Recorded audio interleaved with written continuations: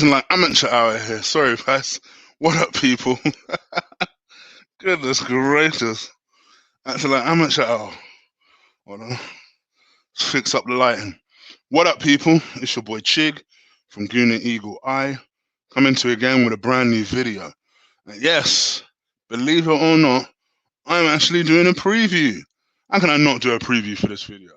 It's North London Derby. It's Spurs. It's these lot. It's these fools. I'm gonna have to do a video. And yeah, I figured there's no way I couldn't not do one for this. So I figured, you know what? Let me put my little 2 cents, my little thoughts quickly on a video and talk about this team and what I expect from this side.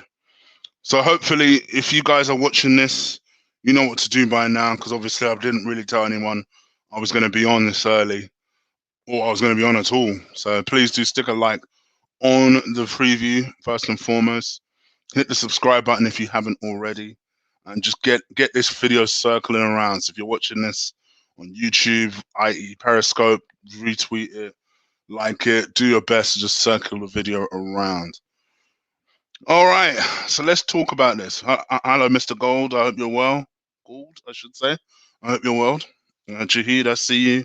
Joanne, I see you, girl. I see you. All right, let's talk about this video. And obviously, they're starting to hype things up on Sky Sports. It's obviously the biggest game of the weekend. In my opinion, it's still the biggest derby in the Premier League because we have two of the mouthiest fan bases out there. The North London section. We talk a lot out here.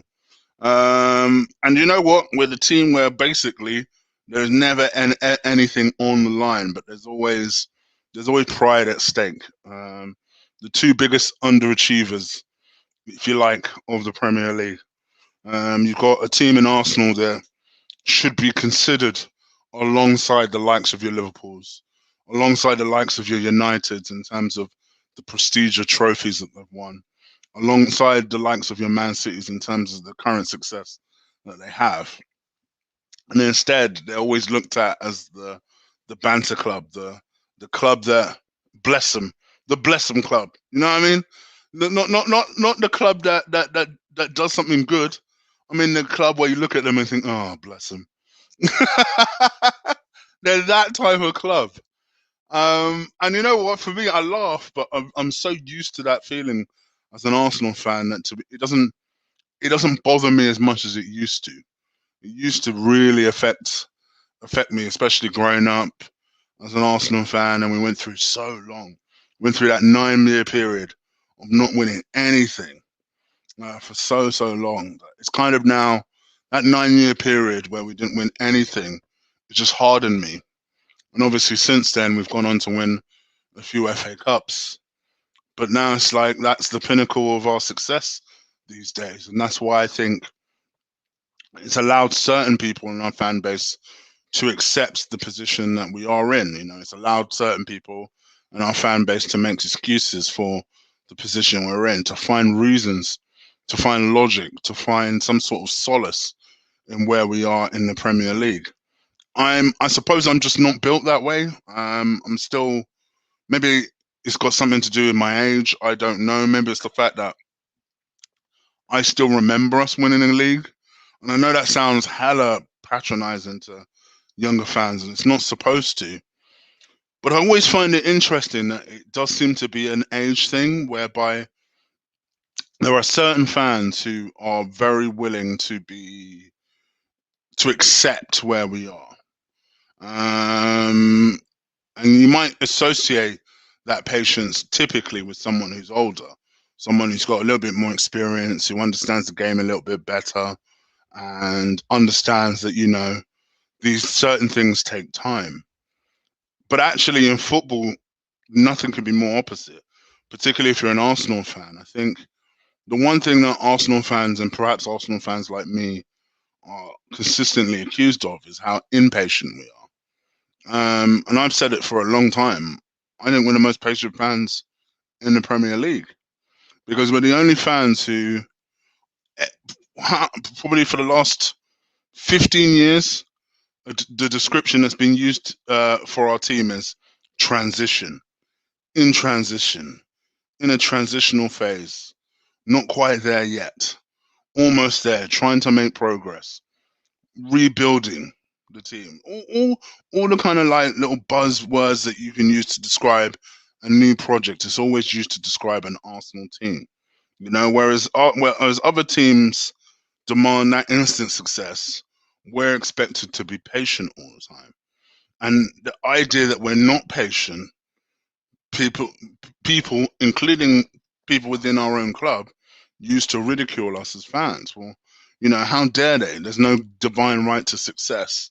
There's no divine right to win the Premier League. No, there isn't a divine right to win the Premier League.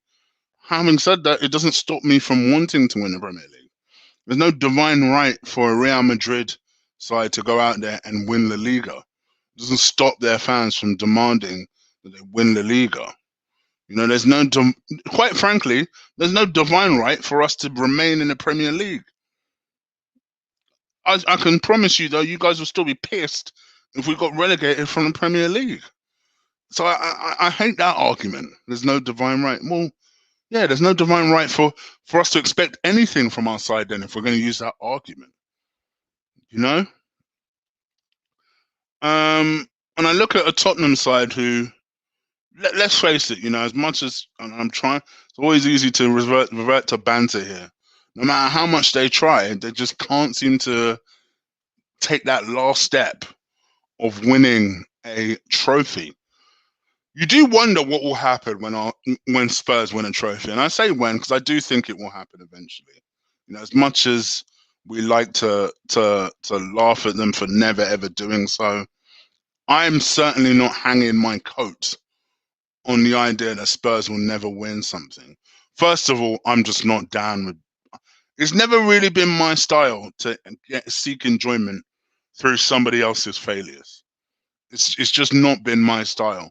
As much as I love bantering Spurs fans, and I banter Spurs fans all day long, and you best believe that's been cranked up ahead of this weekend. But it's never been my style to say to myself, to look at Spurs and think to myself, oh, well, I'll be happy if Spurs don't. Well, I'll be happy if Spurs do. No, I'll be happy if Arsenal do something good. If Arsenal achieve something, if Arsenal win something, that's always been my personal style. And each to their own. Some people think differently. Like I see people proper enjoying Liverpool's downfall. And I used to be like that. I must admit, because I found Liverpool fans so loud. I used to find Liverpool fans so loud. But I must admit, I'm not enjoying Liverpool's downfall.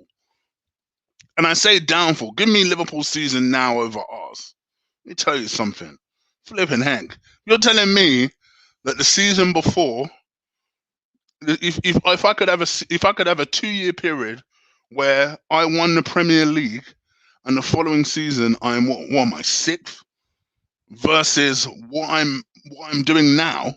Supposedly I'm progressing, but I'm in 10th or whatever it is. Give me Liverpool's couple of fucking years. Honestly, it's not even a discussion. It shouldn't even be a comparison. But you look at the way people are reveling in kind of Liverpool's downfall. For me, I think it's a shame for them. But I think, you see, to me, that isn't even a rebuild job. That is just a case of, in my opinion, there are players that have tapped out. First of all, they're players that don't have confidence in themselves.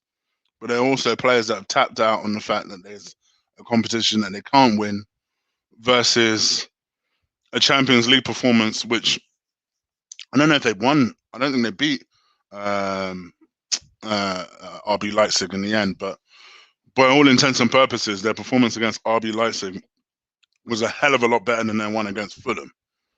And that's just natural if you think there's a competition you can win versus a competition that you can't. And as bad as Liverpool are and as unlikely as they are to win the Champions League, would anyone definitely bet against it? I wouldn't.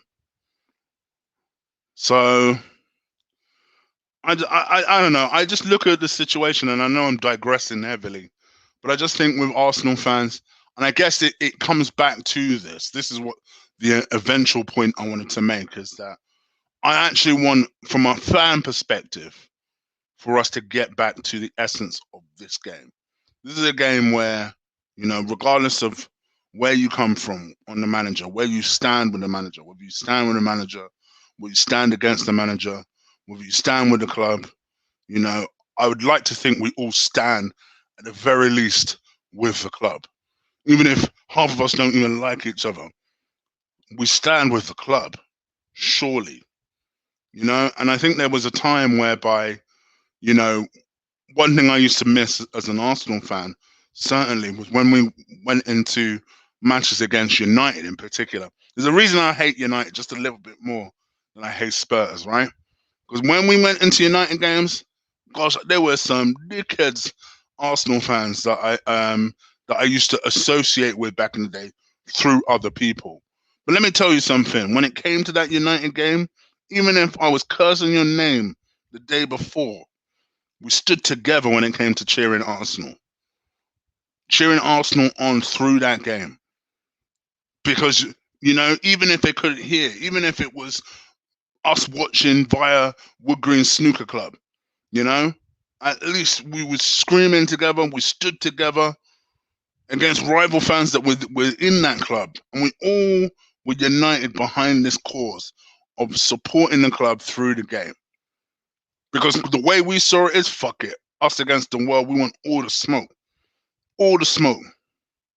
We supporting our local side. I don't know what you man are doing. We supporting our local side. That was the way we saw it. And whenever Arsenal did get those victories, I was at the snooker club when Walter scored scored that lone goal for us to win the Premier League. I remember because I just sunk a black on a pool table, literally as Walter was boring down on goal. And I remember screaming my head off at Wood Green Snooker Hall. I will never forget it. Never forget it. Same thing when Henri received the ball just before he lobbed Barthez in that 2-0 victory against United at was that Highbury? Was it? We hadn't moved to the Emirates yet. I think it was at Highbury. It was 0-2, I think. I remember that. I remember those. Those are the sort of things. Those are the sort of memories that even us in our current state and Spurs in their current state can recreate. What does this ultimately mean? If we beat Spurs, does that mean that we're going to start going on a run for the top four? No, it doesn't. But if you're an Arsenal fan, there ain't a single part of you that wants us to lose this damn game. There ain't a single part of you that wants us to lose this game over the weekend.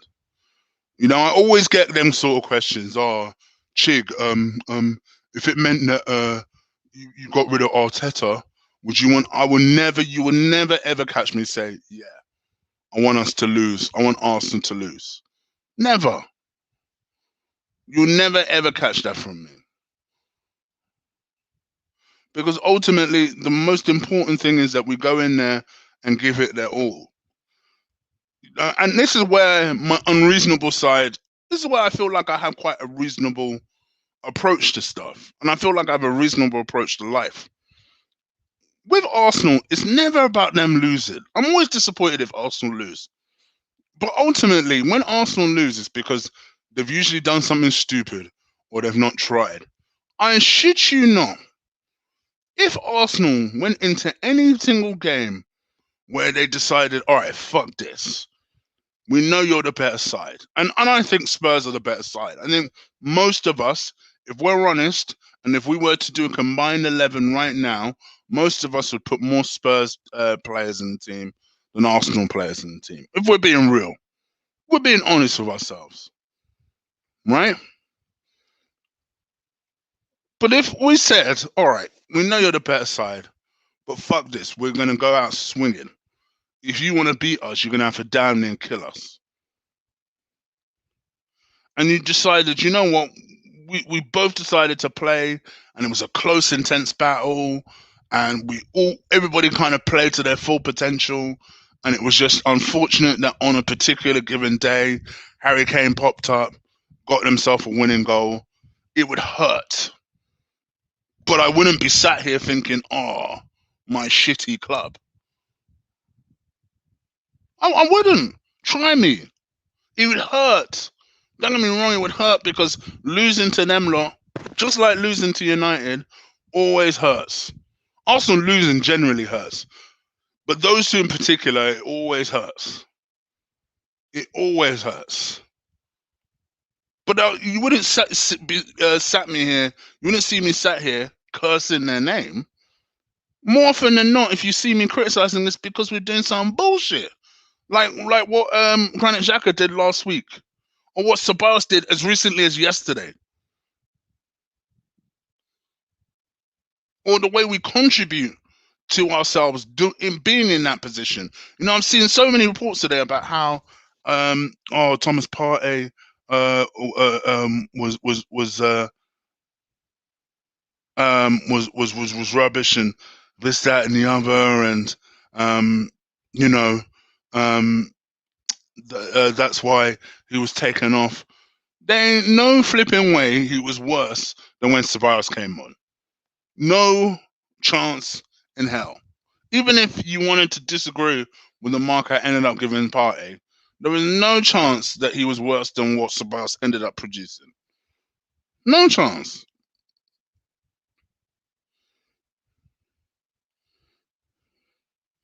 But for me, the disappointment comes in is where it's where, for me, the disappointment comes in is where Arsenal don't do enough to be able to help themselves through this situation. They'll shoot themselves in the foot. They'll make the stupid mistakes. They won't learn from said stupid mistakes. The manager would then put them in a position or set them up where they are inevitably going to make those mistakes. These are the sort of things that I have an issue with.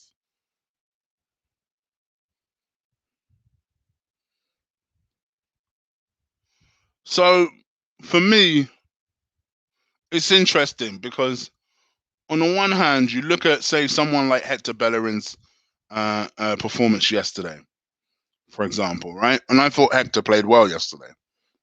For him, I thought he was good. I thought he was constantly causing problems. He was overlapping more. He was doing less of that. You know the way Hector does that central cutting in crap, which I don't know why he does that, right? He was actually weaving magic. I was thinking, what's going on? He's really trying to put himself in the shop window at the moment, isn't he? No problem. I would love him to do that, right? I don't back Hector Bellerin to do that again. No chance. In fact, I actually think there is more likely that and it's more likely that Suarez will cause Hector Bellerin to play well in next week's game.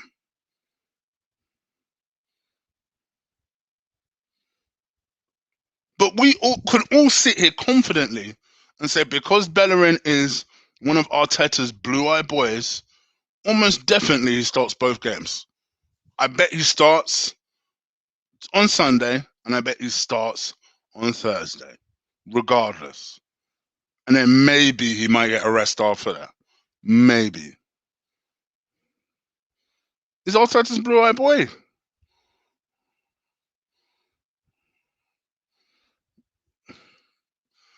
So in terms of the lineup, now obviously I should have really had the lineup prepared for you guys. So I'm going to just talk you through it, and you guys let me know what you think in terms of the lineup. Now I've thought about this because whilst I would love to curse Arteta out for starting Willian, I'm always a person that criticizes Arteta for not playing players when they're playing well. Willian has played well the last couple of weeks.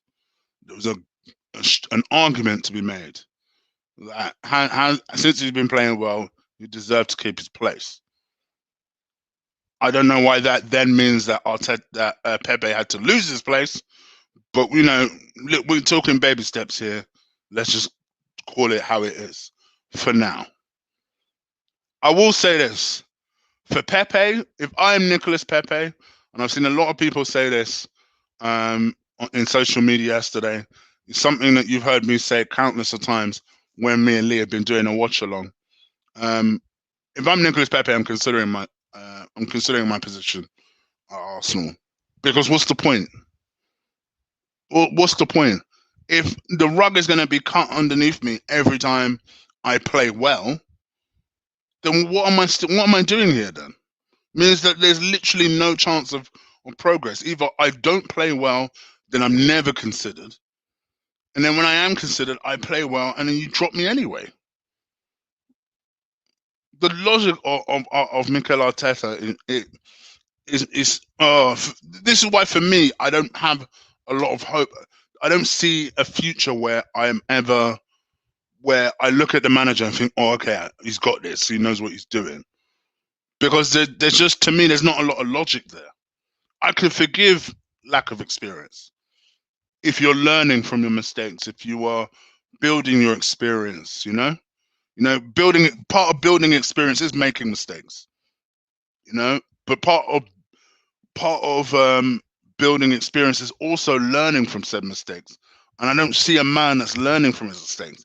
I see a man that's just being repetitive for the sake of being repetitive.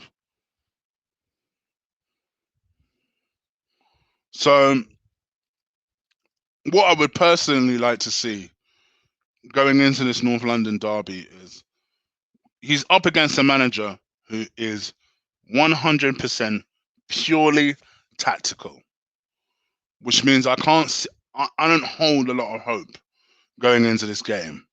It's going to be a difficult game. Not only are Spurs a good side, but they're on great form.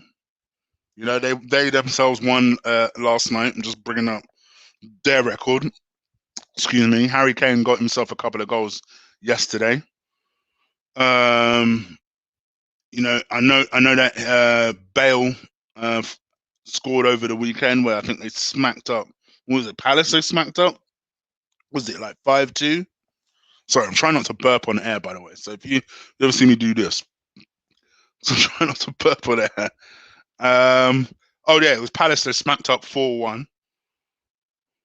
Prior to that, they squeezed past Fulham, which you might say, oh, what? They only just about beat Fulham. Have you seen Fulham these days?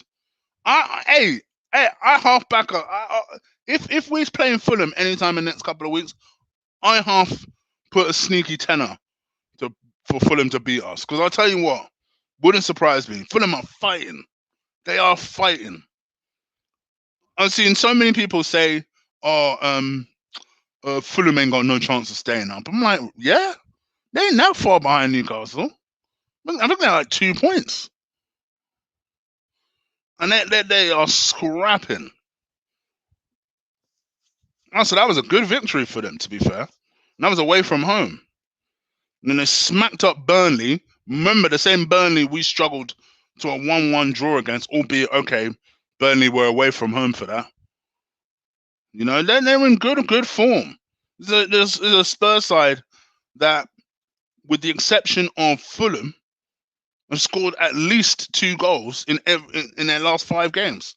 So basically, what that translates to you is that even if Arsenal go 1-0 up, they need to be looking for another goal just to get something out of the game. So this is going to be a difficult game. This is a game that we're going to have to fight. We're going to have to give everything we possibly can in, or we're going to lose this game. And I worry because Arsenal and fighting don't exactly go with each other. So we'll see what happens.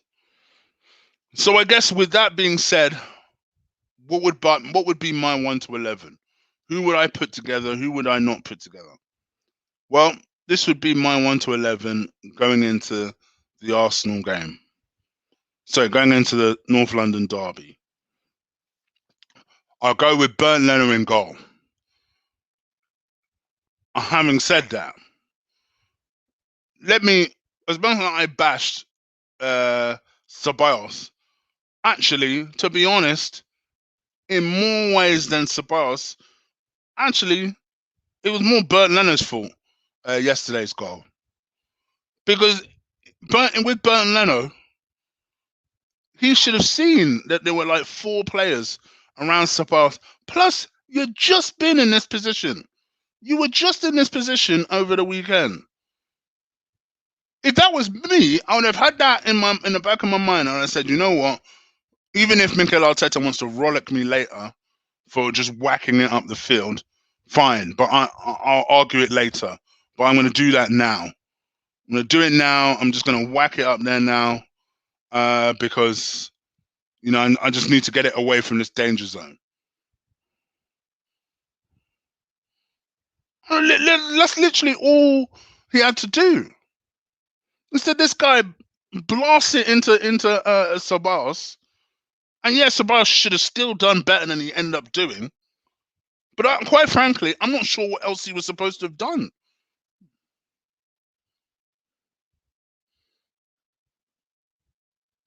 This is the problem with Leno. He'll go through large patches where you think, okay, something has clicked, something has flipped. Maybe he's clicking into a decent goalkeeper, and then there'll be the Leno defenders that will say, "Oh, but goalkeepers go through that. I mean, look at Alisson." Anyway, Bernd Leno in goal. Right back, I'm going Cedric. Yes, I get that Bellerin played well. Yes, I understand that.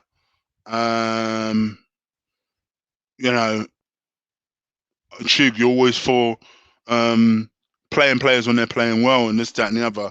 I don't trust Bellerin to have 2 good games in a row. I'm sorry, I don't said it. Cedric is my right back. Next to him, I'm going with Pablo Mari. Just because I think he's our best central defender.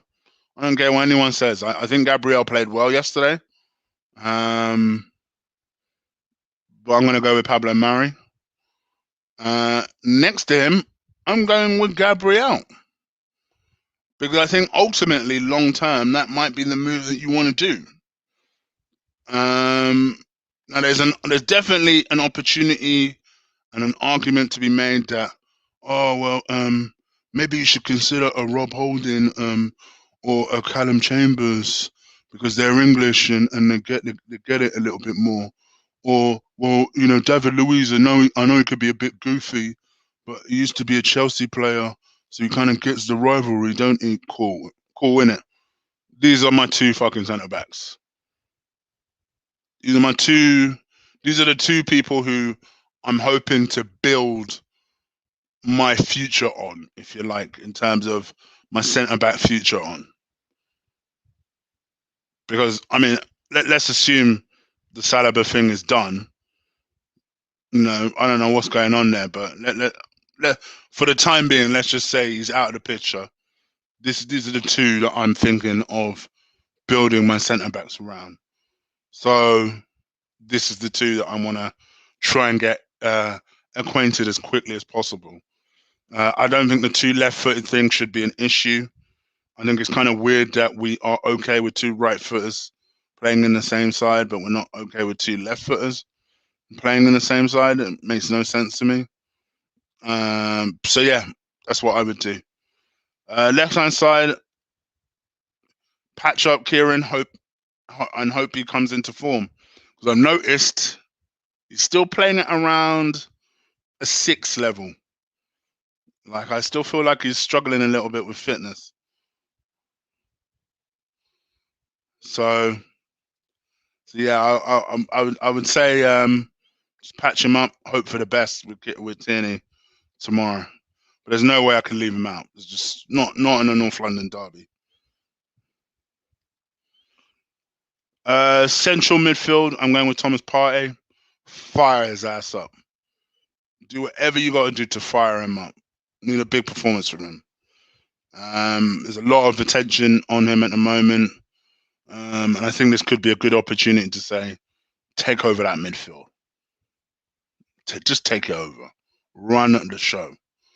But I think if you're going to do that for him, then you need to support him. Now, it's difficult because I don't think Xhaka played terribly yesterday. I've seen him play a lot worse, to be honest. And then Elneny had that street stormer, but did he do much after that? I always lean towards Mohamed Elneny here because he's been at the club a long time, knows the derby. Yes, Granit Xhaka should know the derby. You know Mohamed Elneny. You feel like on a once-off performance, for some reason I trust Elneny more, and I think he would support Partey better, in my personal opinion. And I think if we're telling Partey to grab the game by the scruff of the neck, I think Partey, one thing I'm starting to realise about him is, whilst he can do the job, I don't think he particularly likes being too deep all the time. And I think against Granit Xhaka, you're going to be quite deep because what happens is Xhaka likes standing next to the anchor, likes receiving the ball, and then the anchor then has to run on past him in order to create. You basically have to be Granit's legs, and I don't know if Partey is able to do that as effectively. Whereas with Elneny, you don't need to do none of that. You'll keep it very simple, very basic, and I think on a once-off performance, I mean this is what I would do. So if you're watching this, by the way, and you're saying, "Oh, what is this guy? This guy don't know what he's talking about." Like Mikel is going to do that. I'm not talking to you about what Mikel will do.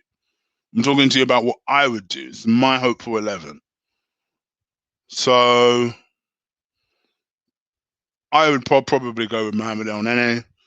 No doubt, Mikel Arteta goes with Granit Xhaka. Yeah. And then I guess it's the attacking lot. Now, I don't think any of these lot are in particularly amazing form. But for me, very simply, I'd go with Pepe on the left. I'd go with Saka on the right. And I'd go with Odegaard in the middle. And the reason for that is I don't know what we're doing with Saka at the moment. It looked like some of the time he was down the left-hand side yesterday. Then he looked a bit down. He looked like he was playing confused yesterday. In fact, the last 2-3 games, Saka's looked a little off. I'm not sure what we've done. Let's fix that and get back to whatever basics we were doing before. Because I don't like that. Also, the other thing you could do is that if Saka's playing down the right, if there is a part of the game where we need to swap him because maybe Reguilon is causing him too much issues or whatever, we could swap him down there. And then Pepe loves playing with Suarez apparently, so you can just make that little twist and have those two double up on Reguilon and force them back because you know Bale ain't tracking back. So I think if Bale is playing on one of those sides, then let's cause that side some problems.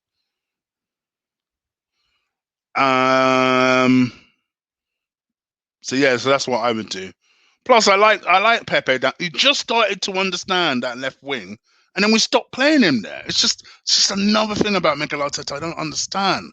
What's the point experimenting with something? Then when it starts working, you stop doing it. He does that shit all the time. It pisses me off.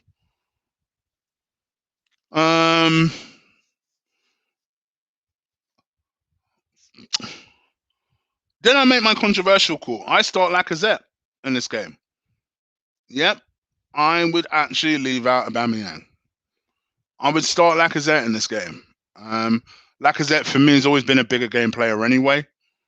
When I think bringing an Aubameyang on a bit later in the game, yeah, I mean, no doubt it's going to upset him because it is a North London derby.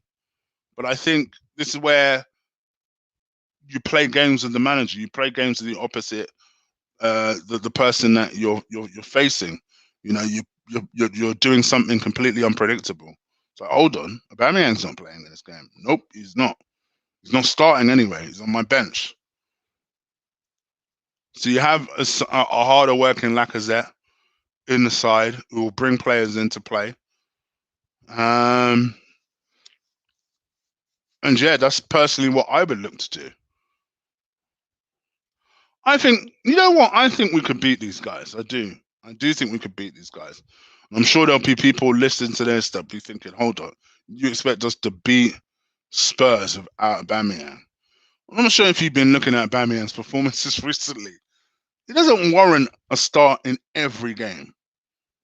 He don't, you know? And actually, I think sometimes it's because we don't look after him enough. You know, there's certain times where there's a reason why Vardy still performs for Leicester in spite of being a year older than Aubameyang. And that's because sometimes they drop him. Sometimes it's just Iniacho. Sometimes Iniacho supports Jamie Vardy, so Vardy's doing half of the running. Sometimes it's just Vardy. Do you know, they rotate it a little bit. They find ways to, half the workload. We put it all on this guy. Who, let's face it, whether you want to talk about his wages or not, the guy is 33. What is he? 32, 31, 32. He ain't as quick as he used to be. I don't care what anyone says. Eventually, these sort of things are going to start telling in his performance.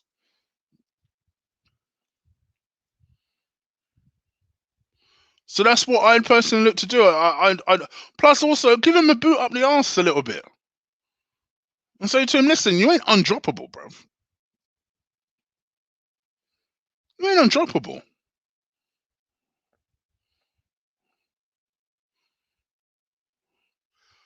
But what do you guys think? I'm sure that will cause a debate. So let me know what you think in the chat. Let me know what you think in the comment section below. Is there anything else I'm forgetting? Predictions. I think we'll beat them 2-1. Provided we work hard, provided at least 70% of our players turn up. That's right. I'm not looking for a lot. 7, 8 of our players turn up and do exactly what's required of them. We'll beat these lot. 100%. 100%. The only way that we won't is if we allow Jose to psych us out. And I notice he's already starting the mind games today by saying, "Oh, I don't look down in the league. I look up." Oh, okay, Jose, I get it. Banter, bants. You know, don't allow Jose to psych you out. Go into the game. Go in there confidently. Then the Emirates, there's a reason they don't necessarily have the best results at the Emirates. You go in there with a bit of swag and say, "All right, then, motherfucker, let's go." And then the best team wins. So let's see what happens. Let me see what you lot are saying in the chat room. Once again, I know I've done this as a bit of a surprise, so I know there ain't that many people watching, but please do stick a like on the video. Hit the subscribe button if you haven't already. Share this link around if you can. That'd be fantastic. And yeah, hopefully you guys have enjoyed this. Let me get your predictions very quickly before I head up out of here.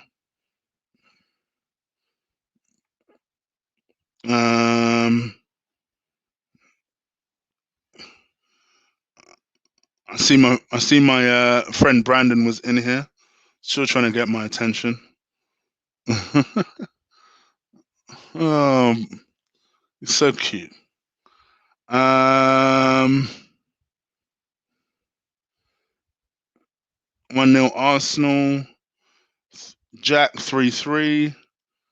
Steve Jenkins 2-1 Arsenal. Okay. I'm predicting a repeat of last season 2-2 from Jamie. Okay.